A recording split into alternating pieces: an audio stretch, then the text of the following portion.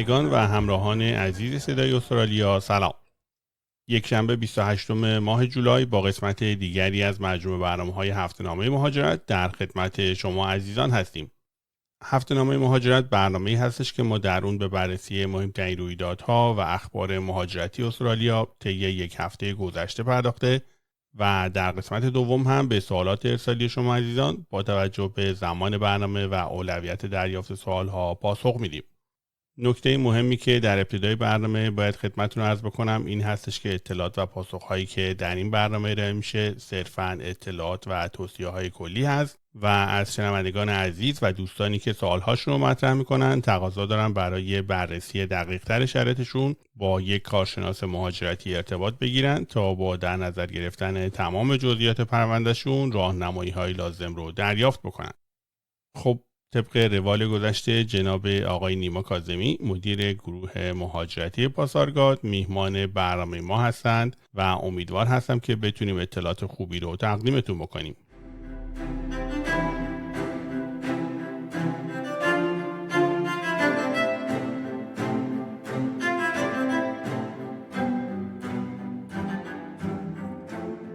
جناب کاظمی سلام و ممنون از اینکه دعوت ما رو برای حضور در این گفتگو پذیرفتین. سلام عرض میکنم خدمت شما جناب آقای عدالت عزیز، همچنین سلام و درود خدمت شنوندگان عزیز صدای استرالیا. امیدوارم که هر کجا که هستین خوب و سلامت باشین. در خدمتون هستم. ممنون از اینکه این فرصت رو در اختیار بنده قرار دادین.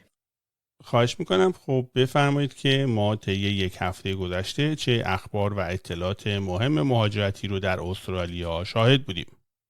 بله حتما با کمال میل. خب هفته گذشته هفته‌ای بود که هفته خیلی خوبی بود به دلیل اینکه اداره مهاجرت اومد رسما ظرفیت اسپانسرشیپ 190 و 490 که هر کدوم از ایالت‌های استرالیا رو اعلام کرد. خب یه چند تاشون رو در هفته‌های گذشته در موردش صحبت کردیم ولی دیگه الان لیست کامل رو اداره مهاجرت توی سایت خودش هم قرار داد که بعد نیست مروری بکنیم این ظرفیت‌های جدید اسپانسرشیپ‌های ایالتی. خوشبختانه به صورت کلی ظرفیت‌ها بسیار بسیار بهتر از سال گذشته هست.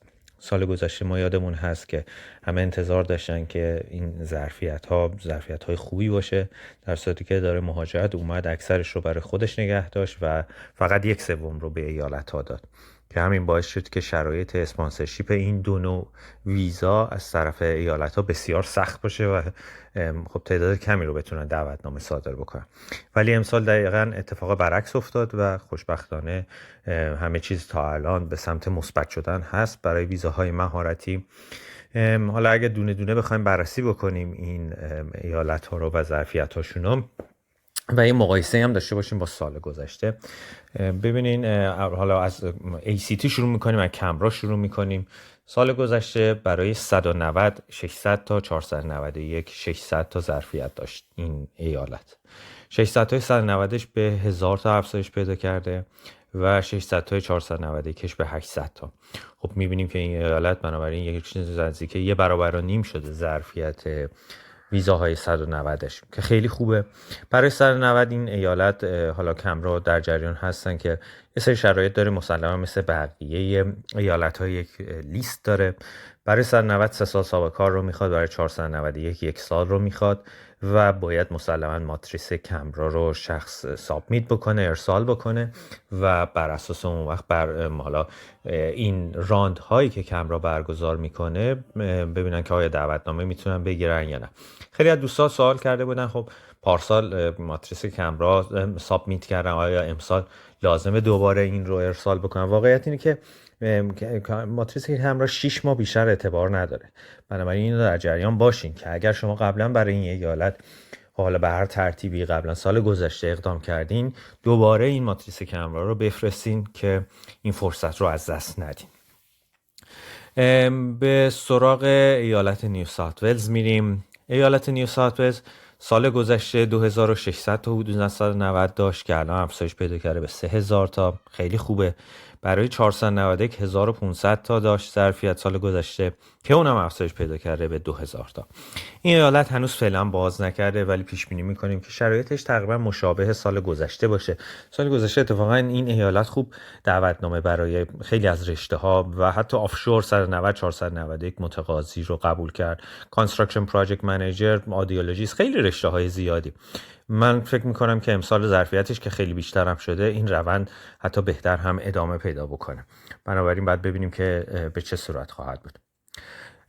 ایالت بعدی نورتن تریتوری هست. این ایالت 250 تا 190 ظرفیت سال گذشته داشته که این 250 تا یه افزایش خیلی خوبی داشته به 800 تا در امسال و برای 491 هم قبلا 400 تا ظرفیت داشته و این الان 2 برابر شده به 800 تا رسیده که خیلی خوبه. نورتن تریتوری خب پریروز بود اومد و شرایط اسپانسرشیپش رو مشخص کرد. خیلی شبیه سالهای گذشته هست. یه دونه پرایوریتی لیست داره، اکیپیشن لیست داره، توش رشته های سیویل انجینیر، درافت پرسن، کانستراکشن پراجکت منیجر، سیویل انجینیر، استراکچرال انجینیر، اینها همه هست و گفته که اول حالا کسانی که میخوان اقدام کنن به خصوص برای آفشورها باید اول اعلام کرد که باید مسلما EOI داشته باشن و بیان و حالا اون پرونده ایالتی رو هم سابمیت بکنن که $300 هم هزینه شه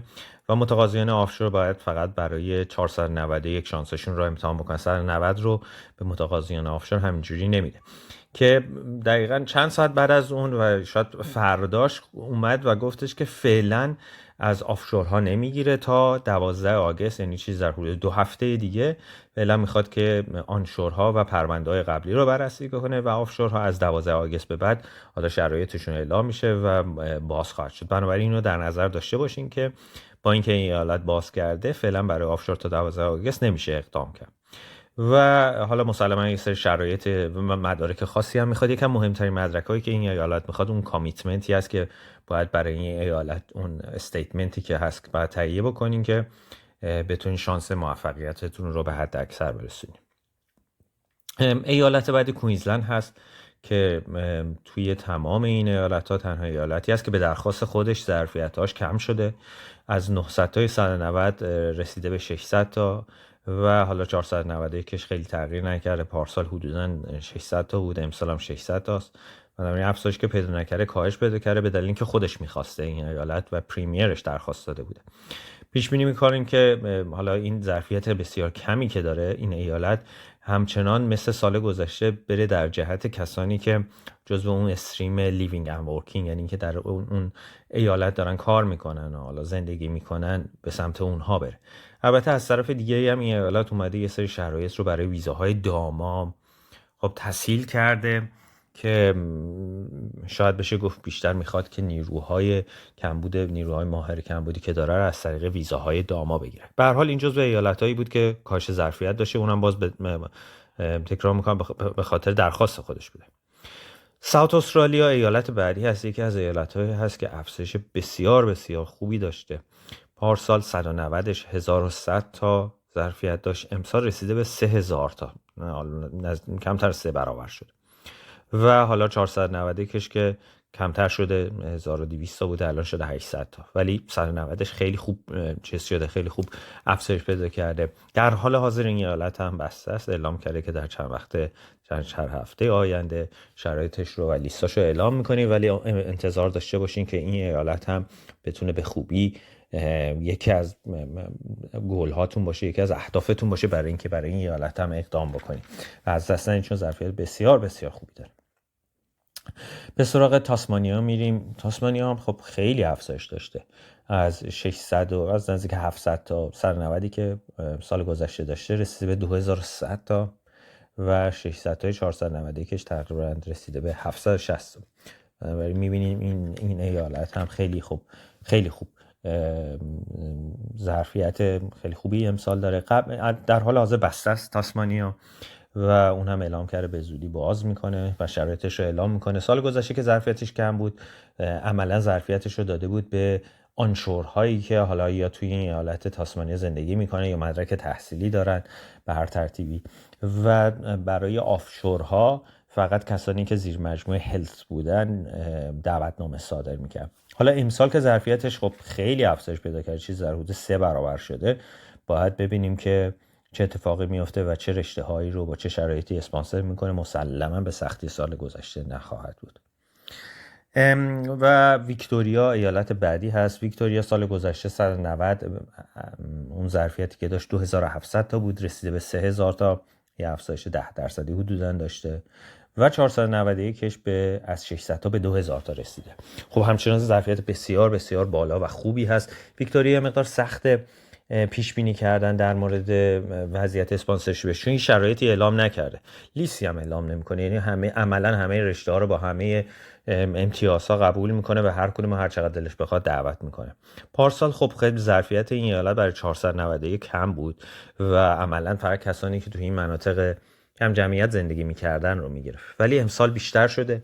بنابراین بعد انتظار داشته باشیم ویکتوریا هم بیاد جزو دسته ایالت‌هایی که شروع بکنه متقاضیان آفشور رو خیلی راحت‌تر و سریعتر دعوت بکنه. پارسال که این اتفاق خیلی نیفتاد، خب ظرفیت شاید به اندازه کافی نبود، ولی امسال بعد انتظار داشته باشیم این اتفاق بیفته.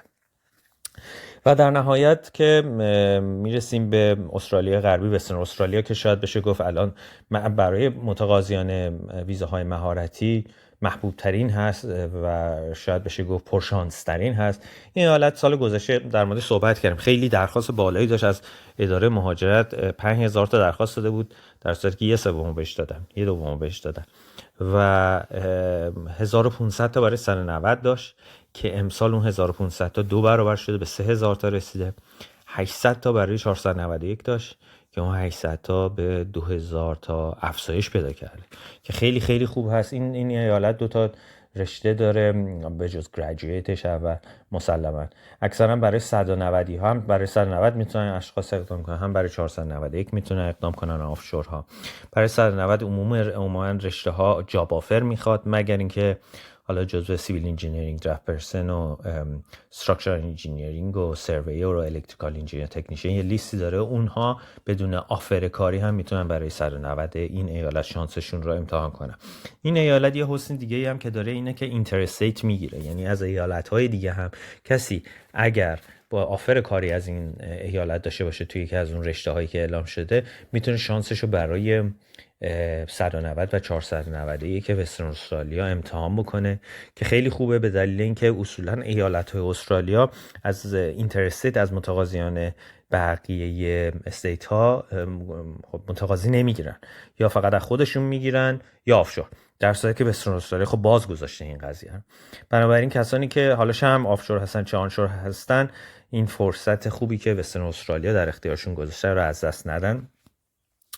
و حالا مسلما ایالت‌های دیگه هم که مثل نیو ساوت ولز که شرایطشون رو اعلام نکردن، یا تاسمانیا یا ساوت استرالیا، اینها هم دیگه در 1-2 هفته آینده اعلام میکنن و دیگه پروسه ویزاهای مهارتی به خوبی پیش خواهد رفت. خوشبختانه شرایط خیلی بهتر از پارسال هست. یه جنبندی هم اگه بخوایم بکنیم، در کل اگر پارسال 190 در کل ایالت‌ها 10,000 تا ظرفیت داشتن، این 10,000 تا افزایش پیدا کرده به 16,000 تا، بیش از 1.5 برابر شده.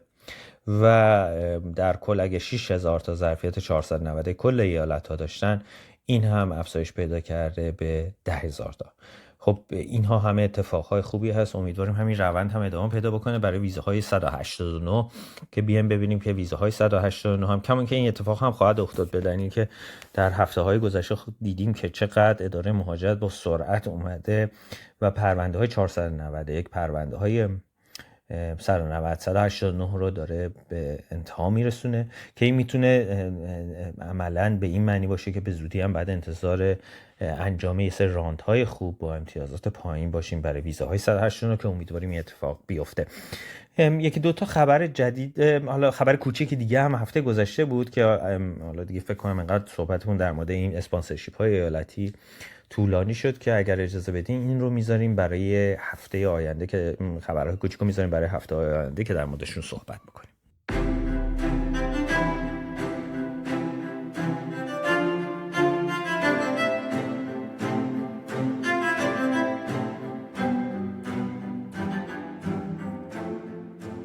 بله، بسیار ممنونم از توضیحاتتون. در قسمت دوم سوالهایی که برای ما ارسال شده رو من مطرح میکنم تا شما هم زحمت بکشین و پاسخ اونها رو به طور خلاصه بدین.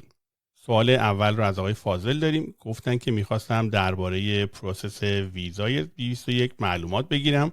بعد از مدیکال و بایومتریک چقدر زمان نیاز هستش که ویزا بیاد؟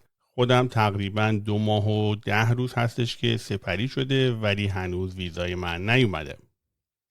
ببینید ویزای 201 جزو ویزاهایی است که چندین سال پروسسینگش طول میکشه و شما نباید انتظار داشته باشین که سر چند ماه حالا پروندهتون به ویزا ختم بشه یا به انتها برسه.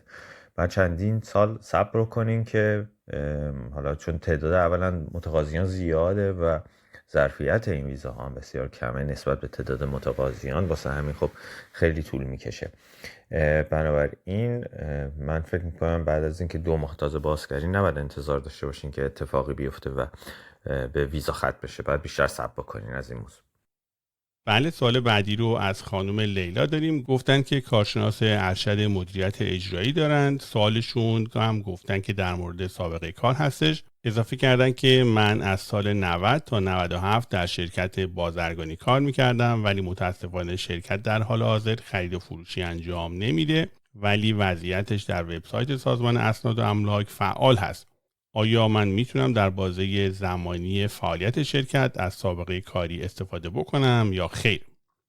بله، ببینیم حالا هم اداره مهاجرت و هم مؤسساتی که تایید مدرک تحصیلی انجام میدن، این اصطلاحاً اسسمنت رو انجام میدن، اصلا کاری به ترنوور و خرید و فروش شرکت رو ندارن.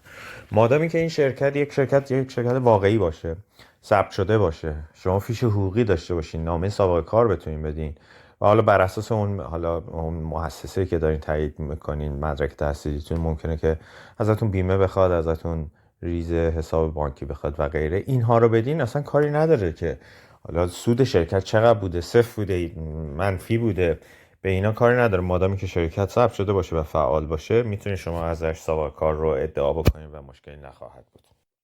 بله، سوال بعدی از آقای پیمان داریم. گفتن که سیتیزن استرالیا هستم. یک سوال درباره ویزای توریستی دارم. مادر من به همراه خواهرم و همسرش و بچه 2 سالشون قصد دارن که به استرالیا بیان. میخواستم بدونم که چه ویزایی باید اقدام بکنن. آیا میتونن همزمان با هم اقدام بکنن یا بهتر هستش که جداگونه اقدام کنن؟ کدام یک بهتر هستش؟ و سوال آخر هم این که باید چه مدارکی رو ارائه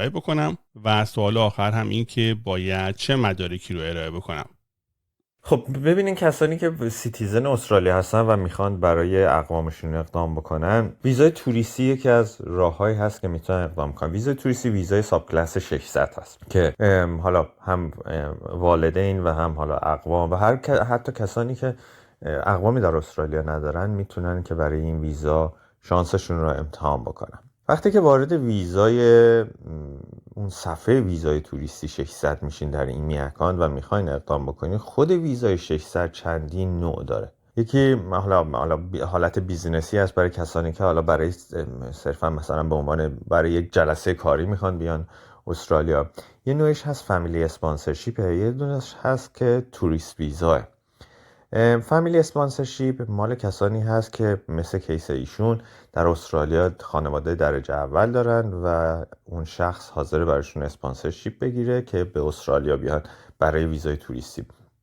یه حالت دیگه هم که حالت معمولی هست، همون توریست ویزا، این عملا ایندیپندنت هست و کاری نداره که شخص آیا در استرالیا کسی داره یا نه. حالا اگر بخوام جواب سوال، حالا بعد از اینکه این پیش زمینه رو دارم جواب سوال دوستمون رو بدم، اولا که همزمان با هم اقدام بکنین یه مقدار خب مسلما شانس پایین تر میره، به دلیل که میبینی یا کل فامیل دارن میان اینجا، بنابراین بهتره که جدا جدا اقدام کنین. در مورد مادرتون من مشکلی نمیبینم که ویزا رو بگیرن، حالا چه از طریق اون حالت فامیلی اسپانسرشیپ چه از طریق حالت توریست ویزا. خب به خصوص اگه قبلا مادرتون اینجا بوده باشن، یعنی در استرالیا بودن و رفتن، شما از طریق همون توریست ویزا شاید اقدام کنین، فامیلی اسپانسرشیپ نرین، راحت تر باشه برای مادرتون. مدارک خاصی هم نمیخواد، یه سری فرم و مدارک مسلما شناسایی و پاسپورت این چیزا و یه دونه تمکن مالی از مادرتون میخوان. حالا ممکنه که حساب بانکی بهشون بدین، ممکنه سند خونه ماشین چیزی بدین که نشون بدین که هزینه‌های سفر رو ایشون میتونن خودشون تقبل بکنن. پس برای مادرتون میتونین همون ویزای 600 حالت توریست ویزا که حالت فامیلی اسپانسرشیپ نیست رو اقدام بکنین. برای خواهرتون و همسرشون و فرزند کوچیکشون بدونین که شانس بالایی برای اینکه ویزای توریستی اصولا بگیرین وجود نداره. خب به دلیل اینکه یکی از نگرانی هایی که اداره مهاجرت داره اینه که این اشخاص بیان اینجا و به استرالیا بیان و برنگردن به کشور خودشون. برای این نوع ویزاها، برای این نوع متقاضیان ویزایی که ما پیشنهاد میکنیم همون 600 متا حالت فامیلی اسپانسرشیپ، یعنی این برای خواهرتون و شوهر خواهرتون و فرزندشون. همون ویزا 600 تنها تفاوتی که با مال اون پرونده مادرتون داره شاید اگه فامیلی اسپانسرشیپ بریم بالاتر باشه، چون فامیلی اسپانسرشیپ میاد یه پولی حالا $10,000 $20,000 از اون اسپانسر کننده از شما به عنوان باند میگیره که وقتی که اون خواهرتون یا شوهر خواهرتون همه برگشتن به ایران به کشور خودشون اون پول رو برای شما ریلیز میکنن. یعنی حالت ودیعه داره، وثیقه داره و حالا این باز کمک میکنه برای اینکه اون مقدار شانس دادن ویزایی که حالت معمولی خیلی پایین هست یه خورده بالاتر ببرم، چون خیلی بالا نمیبره. بنابراین برای این نوع ویزا من برای خواهرتون و شوهر خواهرتون فرزندشون ویزای فامیلی اسپانسرشیپ رو پیشنهاد میکنم، با اینکه همچنان شانس خیلی بالایی نداره ولی خب حالا از اون یکی حالت خب شانسش بالاتر هست. این هم مثل همون حالتی که برای مادرتون توضیح دادم که برای کیس مادرتون توضیح دادم، یه سری مدارک شناسایی میخواد و علاوه بر اون حالا یه فرم 1449 از شما میخواد و تمکن مالی شما رو میخواد. اینجا هم تمکن مالی شما اضافه میشه، چون شما دارین اسپانسر میشین، شما دارین قبول میکنین که هزینه‌های سفر خواهرتون و خانواده‌اش به استرالیا تقبل میکنه. اینها مدارکی هست که بعد برای این حالا دو تا کیس مختلف ارائه بکنید. و حالا به عنوان مورد آخر ما همیشه میگیم که اگر امکانش هست، مثلا اگه خواهرتون بتونه یه سفر بدون شوهر خواهرتون و یا فرزندشون به استرالیا انجام بده، بازم شانس بالاتر میره. وقتی کل فامیل میان، خب برای اداره مهاجرت خیلی بیشتر نگران کننده است تا اینکه به عنوان مثال شخصی بیاد و همسر و بچهش در ایران بمونن. خب میگه که قطعا برمیگره و به اونها میپیوند. بنابراین اینم ممکنه جزو یکی از گزینه‌هایی باشه که در نظر بخوایم بگیریم. بله، سوال بعدی رو از آقای میلاد داریم. گفتن که یکی از دوستان من 1 سال هستش که داخل استرالیا با قرارداد و فیش حقوقی با عنوان سوپروایزر داره کار میکنه و قراردادش تمدید هم شده. توی پرانتز اضافه کردن که سوپر و تکس براش رد شده و با ویزای دانشجویی همسرش وارد استرالیا شدن. در ادامه گفتن که آیا تایپ ویزایی رو میشناسین که بتونه براش اقدام بکنه و اقامت دائم بگیره، ویزایی به جز اسکیل ورکر مثل ویزای اسپانسرشیپی، با این تفاوت که ورکر در حال حاضر لوکال اکسپریانس هم داره. اضافه کردن که شرکتی که داره کار میکنه قبول کرده اسپانسرش بشه و ترنوور این شرکت در سال هم بیشتر از $10 میلیون هستش. ساب کلاس 482 آیا میتونه خوب باشه یا خیر؟ اضافه کردن که ایشون کار خرید میوه و سبزی رو در مارکت انجام میده و بعد مدیریت پروسسینگ و پکینگ میوه و سبزی رو هم بر عهده داره. شرکت مورد نظر آمادگی خودش رو برای تغییر عنوان شغلی به هر عنوانی که بتونه اسپانسری بگیره اعلام کرده. بله، ویزاهای ایمپلویر اسپانسرشیپ کلا ویزاهایی هستن که شاید بشه گفت که برای این دوستمون هم مناسب هستن. ویزاهای ایمپلویر اسپانسرشیپ بر اساس اینکه شخص حالا چه شرایطی داشته باشه میتونه از اول اقامت دائم بده، میتونه که اقامت موقت باشه. حالا در مورد این کیس من فکر میکنم که از دو نوع ویزاهای، حالا دو نوع متداول ویزاهای 482 و 186 482 مناسب تر باشه. سابقه کار کمتری میخواد، یعنی مدارک تحصیلی کمتری میخواد، یه مقدار اسسمنت نمیخواد، آیلتس تمام 6 لزوما نمیخواد. اون 186 از اول اقامت دائم میده و خیلی مشکل هست. بنابراین حالا بعد بریم و حالا ویزای 489 سه تا پرونده همزمان با هم باز میشه. پرونده خود شرکت هست که به عنوان SPS یعنی اسپانسر اپروو اسپانسر میتونید، اون پرونده‌ای هست که به شرکت اجازه رو میده که استاندارد بیزنس اسپانسر باشه که بتونه کسی اسپانسر کنه. پرونده دوم در مورد نامینیشن هست و پرونده سوم در مورد متقاضی هست که حالا هر کدوم از اینا با شرایط مختلفی داره و شرایط مختلفی داره و از هم دیگه کاملا مجزا هستن که اینا رو باید بیایم بررسی بکنیم، ببینیم شرکت چه شرایطی داره، متقاضی چه شرایطی داره که ببینیم که آیا برای ویزای ساب کلاس 482 ایشون واجد شرایط هست یا نه. حالا عنوان شغلی هم که الان ایشون داره که حالا سوپروایزر هست مهم نیست، مهم اینه که باید بیایم ببینیم که عملا دقیقاً چه کاری رو انجام میدن در اون شرکت، در اون حالا سازمان، در اون برای اشخاص دیگه، در اون کلینیک، در اون بیمارستان، هر کسی که در هر جایی که داره کار میکنه. در مورد این دوستمون هم که بعد ببینیم که در اون جایی که کار میکنن چه کاری انجام میدن، ماهیت کاری شرکت چی هست که ببینیم که آیا پوزیشنی میتونیم براشون تعیین بکنیم و تعریف بکنیم که برای ویزا 482 واجد شرط باشن یا خیر. حالا چیزی که میخوام بگم اینه که خیلی شرایط زیادی هست که باید بررسی بشه، چه در مورد شرکت چه در مورد خود متقاضی، برای اینکه بیایم ببینیم که آیا برای ویزا 482 شخص واجد شرایط هست یا نه. که اینها مسلما پیشنهاد میکنم که با یکی از دفاتر کارشناسای مهاجرت تماس بگیرین که بتونن شرایط شرکت و متقاضی رو بررسی بکنن و در اون صورت اگر واجد شرایط بودن میتونن بهشون پیشنهاد ویزای 482 رو بدن. بله، سوال آخر رو از خانم لیلا داریم. گفتن که چند سوال درباره ویزای اسپانسرشیپی دارن. من و همسرم با ویزای ویزیتور ملبورن هستیم. همسرم 60 و من 48 سال داریم. همسرم تو زمینه ورزشی مربیگری فوتبال رزومه بسیار عالی دارند. آیا ما میتونیم برای ویزای اسپانسری اقدام بکنیم یا خیر؟ و اینکه آیا این موضوع مشکلی برای ویزای ویزیتوری ایجاد میکنه یا خیر؟ خب واقعیت اینه که حالا با ویزای ویزیتوری هستین اینجا و سنتون چون بالای 45 سال هست، انواع ویزاهای اسپانسری تا 45 سال رو کاور میکنه، یعنی حد اکثر باید 45 سال داشته باشم. من که یه سری شرایط خیلی خاص داره، حقوقای بالا و این چیزا، بنابراین من فکر نمی کنم که راه حلی برای ویزاهای اسپانسر کاری داشته باشین یا ویزاهای اسپانسر اسکیل داشته باشین برای این کیس شما، چون بالای 45 سال هستین، 60 و 48 سالتون هست. حالا ممکنه که حالا باید ببینیم که ویزای توریستیتون بر چه اساسی به دست یعنی گرفتین. ممکنه که مثلا شخص فرزندی اینجا داره، اون فرزند دانشجوه یا اقامت دائم داره، در اون صورت اگر اینجوری باشه شاید برای ویزای والدین شما واجد شرایط باشیم، ولی همینجوری بر اساس ویزای توریستی اگر بخوایم در نظر بگیریم لزوما شما نمیتونیم مستقیم تبدیلش کنیم به ویزاهای کاری، به خصوص اینکه بالای 45 سال هستین که این موضوع رو خیلی سخت‌تر میکنه. بله، بسیار ممنونم جناب کاظمی از توضیحاتتون و پاسخ به سوالها. اگر که نکته دیگه‌ای هستش که می‌خواید به صحبتاتون اضافه بکنین، من در خدمتتون هستم. نه خیلی ممنون از اینکه این فرصت رو در اختیار بنده قرار دادین. خدا نگهدار. خواهش میکنم، براتون روز خوبی آرزو میکنم. خدا نگهدار.